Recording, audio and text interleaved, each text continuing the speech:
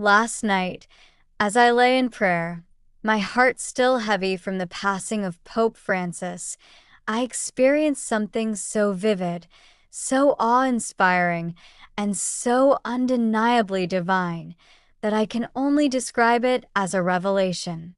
It was not a dream. Dreams fade and dissolve with the morning light. This was different, deeper.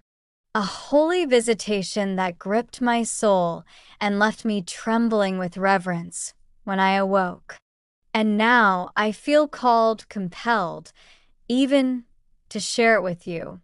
It is the story of how the first pope, St. Peter, welcomed Pope Francis, the 266th successor, at the gate of heaven. It is a moment beyond time, rich with symbolism, truth, and divine affirmation. It was not merely about the meeting of two men. It was the meeting of two shepherds, one who received the keys of the kingdom from Christ himself, and the other who bore those keys through the storms of our modern age. I was praying the glorious mysteries of the Rosary when my eyes grew heavy. I had just finished meditating on the coronation of the Blessed Virgin Mary, asking her intercession for the soul of Pope Francis. As I whispered the final Hail Mary, a silence descended, so complete, so sacred, that I knew something extraordinary was beginning. Suddenly, I found myself standing in a place unlike any on earth.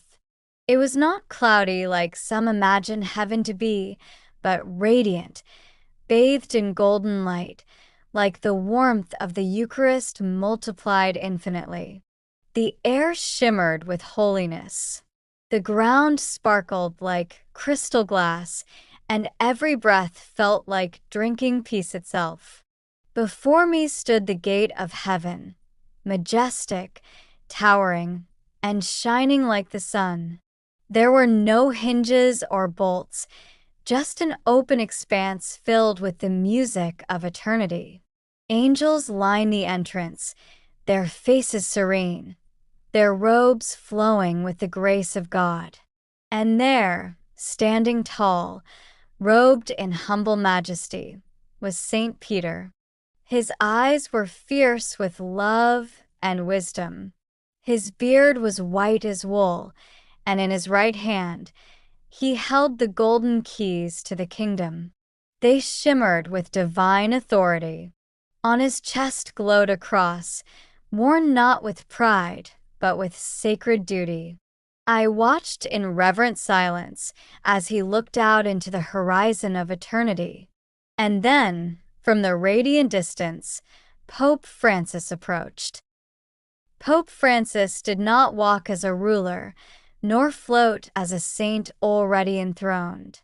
He came humbly, his white robe simple, his face marked with the wisdom of age and the sorrow of love spent in service. He bore wounds, not physical, but spiritual, like the weariness of a man who had carried the cross of the modern world. Yet on his face there was peace, deep, unshakable, heavenly peace. As he approached the gate, he knelt. "I am home," he said softly, tears brimming in his eyes. St. Peter stepped forward, his face breaking into a smile that carried the strength of the apostles and the tenderness of a father. "Welcome, Jorge Mario Bergoglio," he said. "You have fought the good fight. You have kept the faith. Enter into the joy of your Lord." Francis looked up, trembling. "I was only a servant. I failed so often. I made enemies. I was misunderstood." Peter nodded, gently placing his hand on Francis' head. "So did I," he said. "I denied him 3 times. I wept bitterly. I feared the crowd and fled the cross. But grace found me, and it has now found you." Then, lifting him to his feet, Peter embraced the 266th Pope as a brother, as a successor, as a friend. From fisherman to fisherman, he said with a glint in his eye, "The net is still being cast. Come, there are many here who wish to greet you." As they walked through the gates, a procession of saints awaited them. There was St. John Paul II, his arms wide in welcome. "You bore the torch well," he said. Saint Mother Teresa, beaming with joy, placed a garland of roses around his neck. "You lived mercy, and now you enter mercy."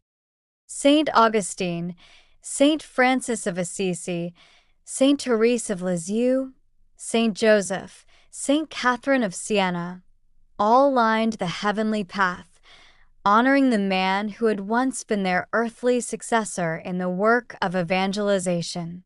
But most radiant of all, standing in the center of it all, was Our Lady, the Blessed Virgin Mary. She approached Pope Francis with a mother's gaze. "You spoke of me as the mother of the Church," she said. "And now, my son, the Church welcomes you into glory." Francis fell to his knees again, overcome. "I am not worthy," he whispered. She lifted his chin, her touch like light. "You are loved," she said. Saint Peter then guided Pope Francis through the streets of heaven, streets not paved with gold, but with grace. They passed multitudes of the faithful, souls he had touched in life, those he never met in person, but who were inspired by his words, his humility, and his courage to love. Finally, they reached the center of all glory, the throne of God. High and lifted up, surrounded by seraphim and cherubim, sat the Lamb who was slain, Jesus Christ, crowned with thorns now transformed into a diadem of everlasting dominion. Pope Francis fell prostrate. "My Lord and my God," he breathed. And Christ spoke, not in thunder, but in gentleness. "You are my shepherd," he said, "not without blemish, but full of mercy. You fed my sheep. You spoke of my mercy. You bent under the burdens of others. Rise now, beloved servant." And in that moment, Pope Francis stood, not as a man of Rome, not as a theologian, but as a child of God, radiant, whole, new.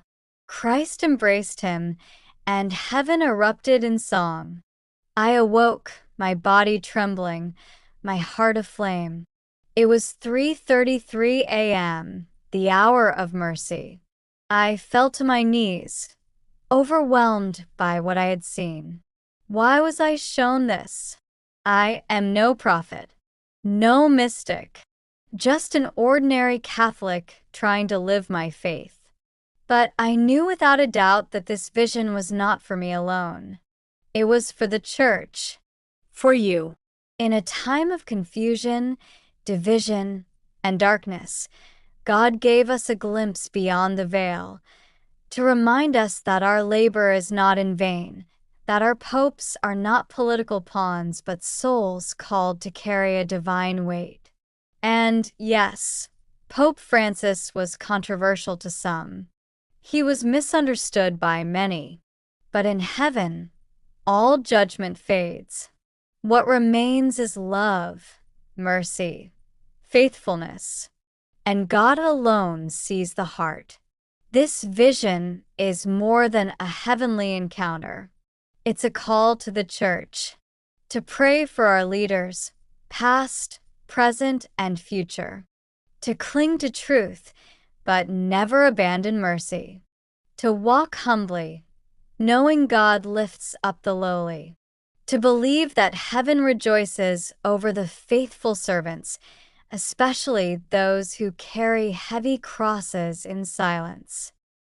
It reminds us that our true home is not here. It is with Christ, with the saints, in the radiant joy of heaven. and that no matter how turbulent the world may become, the gates of heaven remain open for all who believe, who love, and who persevere to the end. To be continued. What else lies beyond the veil? What deeper mysteries await those who follow Christ to the end? And what further revelations might God be preparing for His church in this hour? This story, the story of how St. Peter welcomed Pope Francis at the gate of heaven, is not the end. It's just the beginning. Subscribe now for more heavenly stories, divine revelations, and powerful Catholic content that strengthens your soul, deepens your faith, and reminds you of the hope we have in Christ. God bless you. Heaven is real. The saints are alive. And one day, we too will be welcomed home.